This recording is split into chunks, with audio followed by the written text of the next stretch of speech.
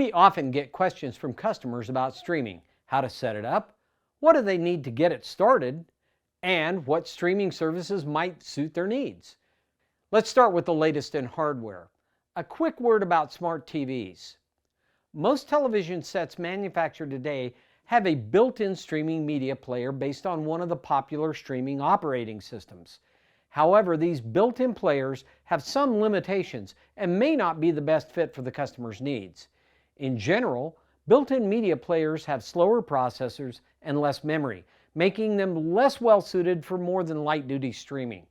If a customer intends to stream more than 50% of their viewing, a dedicated external streaming device is highly recommended. Dedicated streaming devices come in 4 major platforms: Roku, Amazon Fire, Apple TV, and Google Chromecast. Each of these devices have their own unique ecosystem and apps. Customers need to be aware that not all streaming devices support all streaming services. For instance, the Amazon Fire devices do not currently support NBC's streaming service, Peacock, due to contractual disputes. Likewise, Apple TV and Amazon both offer original programming which is only available over their own streaming devices. Streaming devices come in 2 basic physical configurations: the stick and a small unit that looks like a miniature set-top box. The stick configuration is built to connect directly to an HDMI input on a television set and typically connect to the internet via Wi-Fi. They connect to power via a small DC adapter. The stick players do have limitations in processor and memory, but are sized well beyond a smart TV built-in player, so the limitations are less of an issue. Sticks are generally lower in price than the larger units, but lack options such as Ethernet connection. A few stick-style players to recommend: Roku Streaming Stick Plus 4K. It's the latest offering from Roku. It has great reviews and comes highly recommended. New from Roku on this model is voice searching. It supports all of the major video formats. Amazon Fire TV Stick 4K. This is the one that started the stick configuration, and it's still here. It's well reviewed and highly recommended. Does not offer support for some streaming services. It does support all of the major video formats. Chromecast with Google TV. The Chromecast is more than a streaming media player. One of its key features is casting, which allows you to show content from a mobile device, tablet, or computer on your television. This version also now comes with a remote. It does support the Apple TV app and all major video formats. If a customer desires a more full-featured streaming device, they cost about $60 more than a streaming stick. Here are a few worth looking at. The Amazon Fire TV Cube. The Cube isn't just a streaming player, it is also capable of controlling your home entertainment system, including a cable set-top box, through the Alexa environment. It also has a built-in Echo speaker for handling direct voice commands. The Roku Ultra. The Ultra is one of the highest rated streaming players. It great performance, access to nearly every streaming service, and the ability to stream external media through the USB port, all at a reasonable price point. Apple TV. The Apple TV is an excellent choice for those who have a lot of Apple devices. The latest version has a much improved Siri-powered remote. However, the price is significantly higher than other players. Gaming consoles. The price depends on the model. That's right, if you have an Xbox or a PlayStation, they do support major streaming service apps. If you're a gamer, this might be a great choice for you. Mobile devices. Well, that's easy as 1, 2, 3. You load the mobile app for the streaming service of your choice. Sign in with your account information and watch the content. So, how do you choose which streaming service to use? Well, this is where the streaming world becomes very murky. Currently, there are over 300 streaming services available with a wide range of content, features, and pricing. Here's a quick overview of some of the more well-known services. These services are based on huge libraries of content, including original programming, which can be viewed at the consumer's discretion, but do not feature live content. Some services are ad-supported.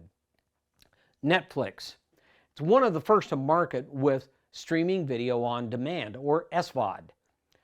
Thousands of titles, documentaries, original programming, and 4K content. The pricing depends on how many features you want to buy. It allows 1 to 4 concurrent streams. Amazon Prime. The retail megalith, Amazon, boasts a deep library of content, including originals, and has recently added some live event simulcasting. Unlike other platforms, Amazon also offers rental or digital purchasing of some content. It only allows 3 concurrent streams.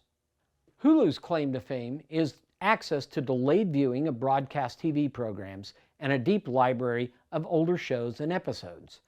They have a decent library of movies and original content. The least expensive levels of subscriptions are supported by commercial advertisements. They allow 2 concurrent streams. HBO Max, one of the largest libraries of movies, documentaries, and original programming available. HBO has also acquired a deep vault of TV programs. The least expensive tier is supported by commercial advertising. Disney Plus.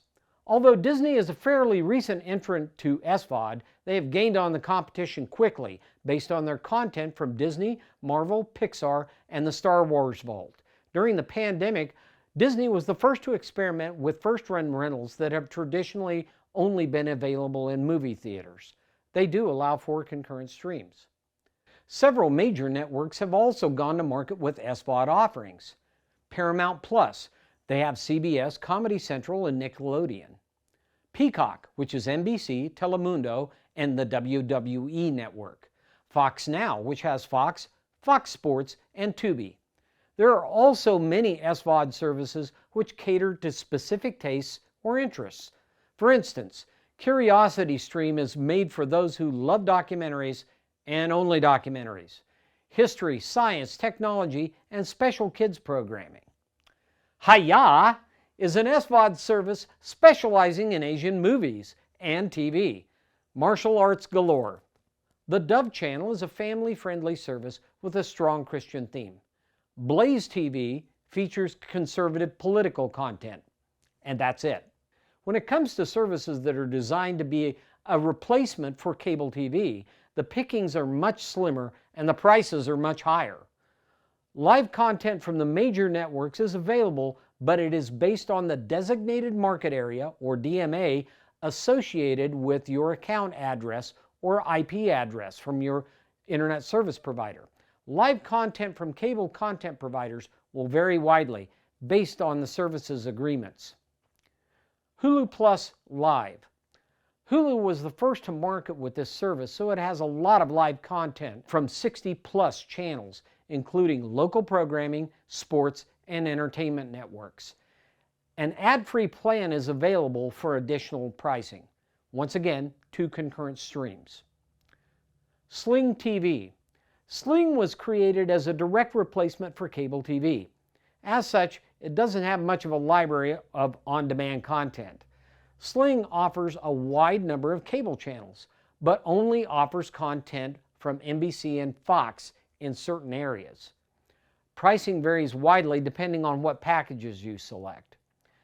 They do allow up to 4 concurrent streams. Philo. Philo is very similar to Sling. It was created as a direct replacement for cable TV. They offer about 60 plus channels and 3 concurrent streams. YouTube TV. YouTube might have been a latecomer to this party, but they came ready to deliver. Already they have agreements with more than 85 channels, including local programming, sports, and entertainment networks. The most prominent YouTube TV feature is unlimited DVR storage for recording your live programs. It allows 3 concurrent streams. As you have seen, there is a vast selection of streaming devices and services. Choosing from them really comes down to your personal needs and desires.